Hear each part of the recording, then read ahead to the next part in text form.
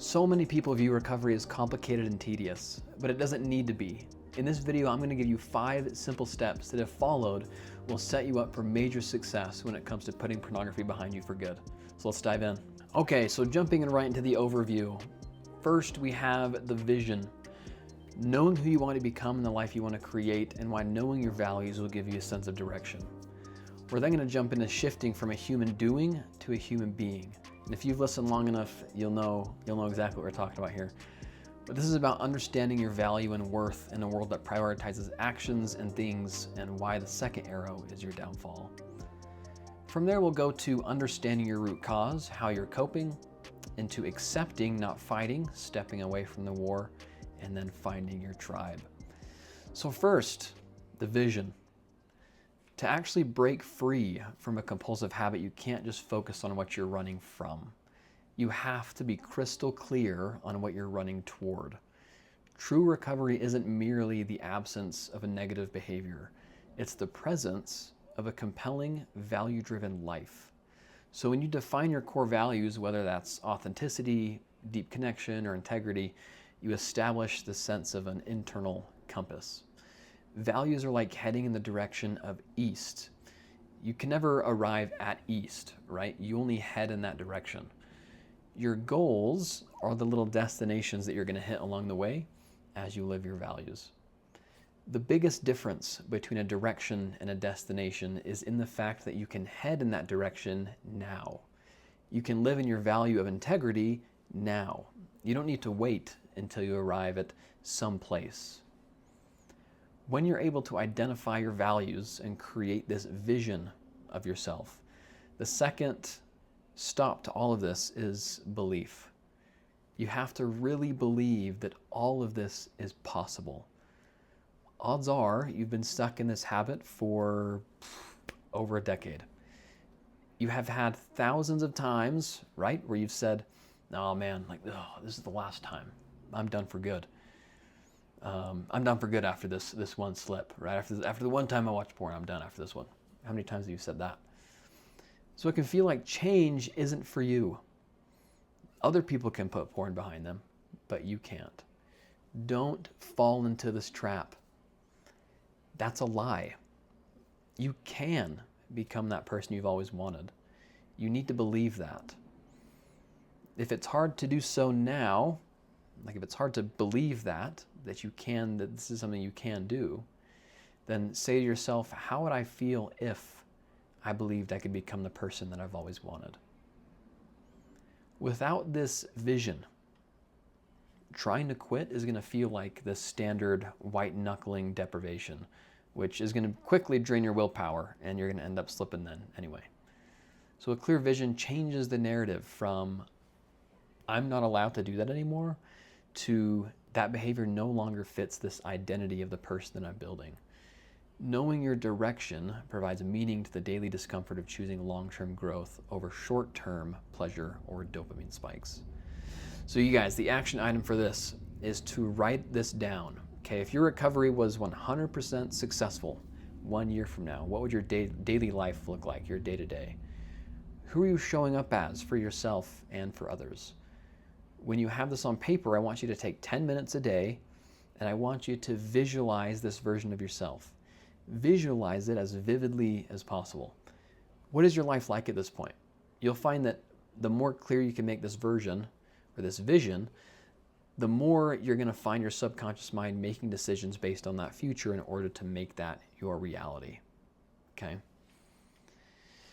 Now, shifting from a human doing to a human being. Man, this is one of my favorites.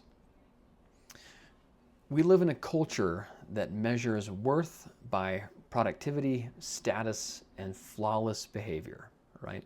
It's incredibly easy to internalize this and believe that you're the only one, or that you're only as good as your last mistake.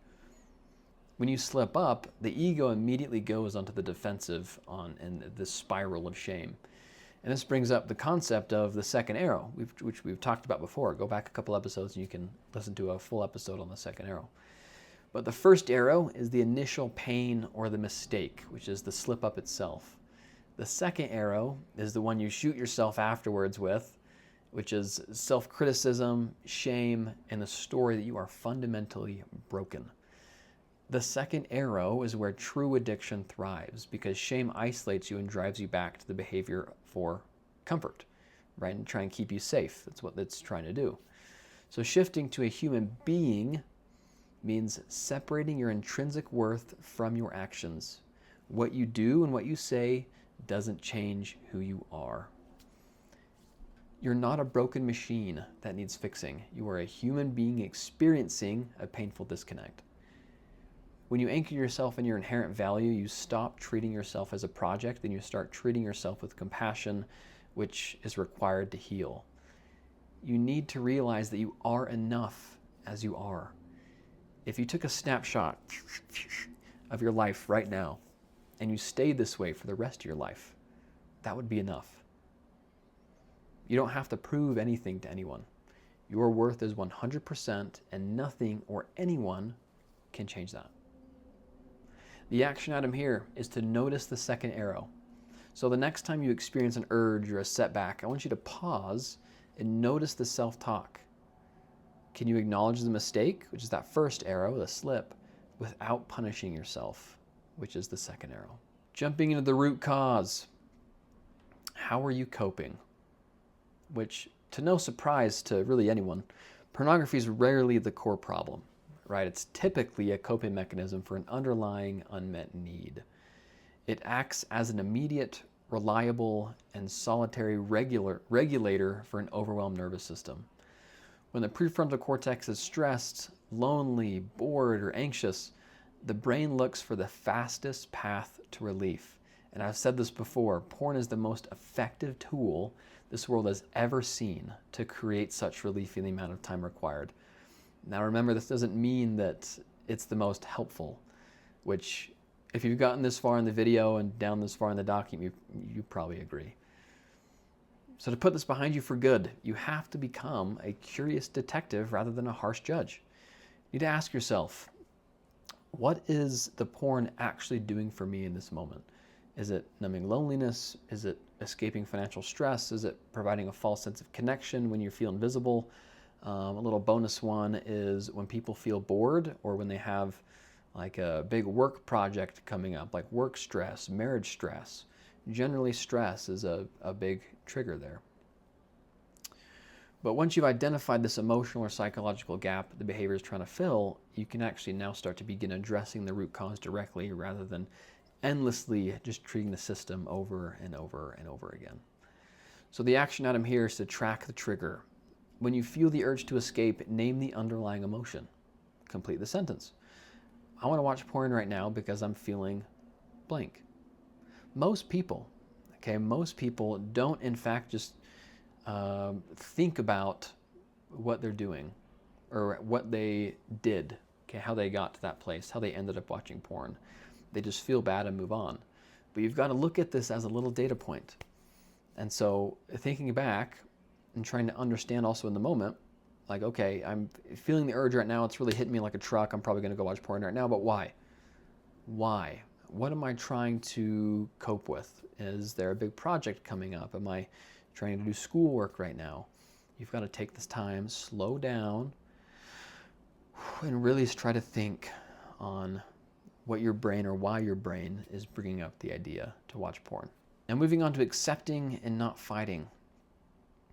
Most people approach recovery as this violent war against themselves, waking up every day ready to fight the beast, right? But what you resist persists. When you expend all of your mental energy fighting an urge, you're actually keeping your brain hyper-focused on the exact thing you want to avoid. You end up trapped in this stressful cycle of hypervigilance that leaves your nervous system just totally shot, super exhausted. Where focus goes, energy flows. So true freedom comes through acceptance. This doesn't mean accepting the behavior. This doesn't mean accepting the fact that, oh man, like I'm just gonna struggle with porn the rest of my life, and that is what it is. But it's rather accepting the presence of the urge or the emotion without panic. Okay, an urge is really just a wave of these neurochemicals in your body. It can't force you to act unless you feed it with a fight. By learning to sit with the discomfort, dropping the ego's armor, and simply allowing the feeling to wash over you without reacting, the wave will eventually crest and recede on its own. You'll also need to accept the fact that pornography is going to be around for the rest of your life. Now, it won't be an active player for the rest of your life, but porn will always be around. You will always have the ability to look up that one video or image that comes to your mind when you get an urge. Once you accept this, a lot of the draw to porn will lose its power. A lot of power comes from the whole novelty and secrecy behind pornography. But when you accept the idea that it's always there and you don't need to pretend that it's not, you take your power back. When it comes to accepting, one of the best skills you can learn is to do nothing. We live in this world that's always about just stimulation, constant stimulation. Attention is the new drug that we're hooked on. If you can pause when you feel the urge and learn to sit there in discomfort while doing nothing, then you're going to become unstoppable. Now, the action item here is to learn to ride the wave, brother. Ride the wave, man. So when an urge arises, set a timer for 10 minutes. Okay, don't fight it, don't judge it. Just breathe and notice where you feel the tension in your body and let it pass.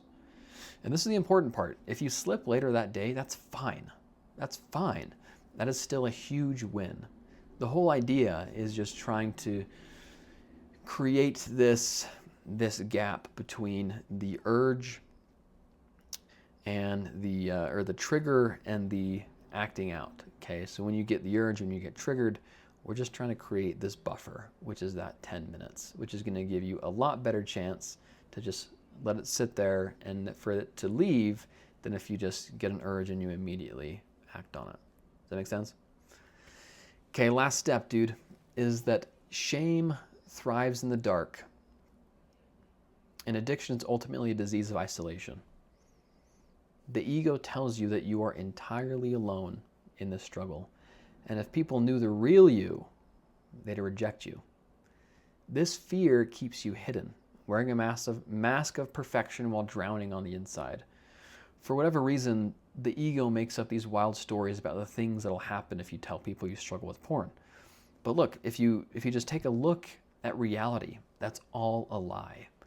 When was the last time someone told you they struggled with porn or really anything, and you said they're these sick freaks, right? It's probably never happened. Reality tells us the exact opposite of what our minds are trying to convince us of. Which, I mean, it makes sense. You look back in the day when we were in just tribes, right? Fighting mammoths and saber-toothed tigers, whatever. If we did something that made us think we would get rejected, then our mind would convince us, our mind would try and convince us in any way that it can to not do that thing because we don't get kicked from our tribe. Because back in the day, getting kicked from your tribe meant ultimately death. So we don't want to die. Remember, the brain only wants two things. It wants to survive as long as possible and to make sure your DNA, your genes never leave this planet. So if it can prioritize any of those, they will take precedence over anything else at the time. So you can't heal pornography addiction in a vacuum, dude, let alone any addiction. True recovery requires stepping into the light and finding your tribe, a community of safe, authentic people where you can drop your walls. When you share your struggles with people who respond with empathy rather than judgment, the porn of shame is instantly broken, or the porn of shame. The power of shame is instantly broken. Connection is the biological antidote to addiction. Surrounding yourself with this tribe gives you the accountability, validation, and shared strength needed to sustain this whole new way of living. So your action item for this week, my man, is to identify at least one safe person or group where you can be 100% authentic about your journey, success, and struggles alike. And if you made it this far, if you're looking for a therapist or a coach, then you can schedule a free consultation with me down in the link in the description. Thanks so much for listening, and I'll talk to you next week. Peace out.